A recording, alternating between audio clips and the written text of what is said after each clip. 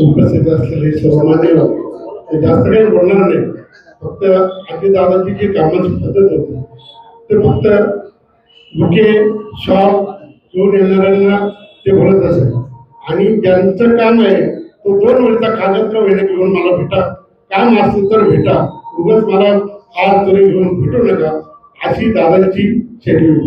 मी एक कामाचा अनुभव एक थोडक्यात सांगतो का शिर्डी पोलीस स्टेशन आणि वसाहतीचं भूमिपूजन संदर्भात म्हणजे काम पूर्ण झालं आणि बिल्डिंग तशाच अवस्थेत होती. मी दादांना म्हटलं तर बरेच दिवस झाले बिल्डिंग पूर्ण आहे आणि आपलं शिर्डी पोलीस स्टेशन आणि पोलीस वसाहतीचं आपण लवकरात लवकर उद्घाटन करावं. त्यावेळेस महाविकास आघाडीचं सरकार होतं आणि दिलीप वळसे पाटील हे गृहमंत्री होते. त्यांनी लगेच फोन लावला दिलीप वळसे पाटील, अरे दिलीप आपल्याला शिर्डीचं पोलीस स्टेशनचं उद्घाटन करायचं आहे. लगेच वळसे पाटलाला सांगितलं आणि 8 ते 10 दिवसात त्याचं उद्घाटन केलं. नगर जिल्ह्यामध्ये येत असताना ते नेहमी शिर्डीला साईबाबांच्या दर्शनासाठी यायचे. मागच्या वर्षी आमच्या आईचं निधन झालं आणि दादा दर्शनाला आले आणि अचानक पडलं रमेश तुझ्या घरी घ्यायचं आहे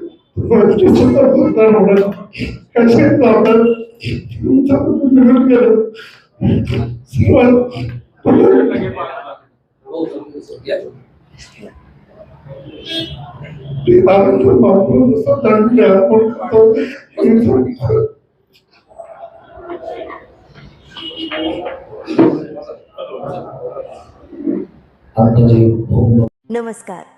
श्री साईबाबांच्या पावनभूमीत तुमचे हक्काचे आणि सुरक्षित घर घेण्याची सुवर्ण संधी चालून आली आहे. आम्ही घेऊन आलो आहोत साई आनंद पार्क.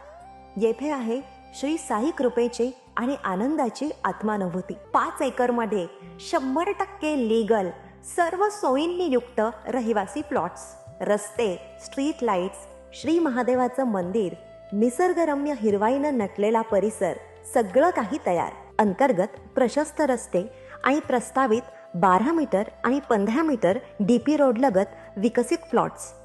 आणि हो, आपले श्री साई मंदिर, शाळा, मार्केट सर्व काही फक्त 5 मिनिटांच्या अंतरावर. सुरक्षित गुंतवणूक, तज्ज्ञ वकिलांमार्फत खरेदी विक्री आणि वास्तुशास्त्रानुसार प्लॉट्स.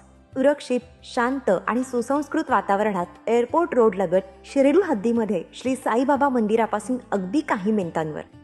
साई आनंद पार्क म्हणजे आनंदाचं, विश्वासाचं आणि समाधानाचं ठिकाण. आजच बुकिंग करा.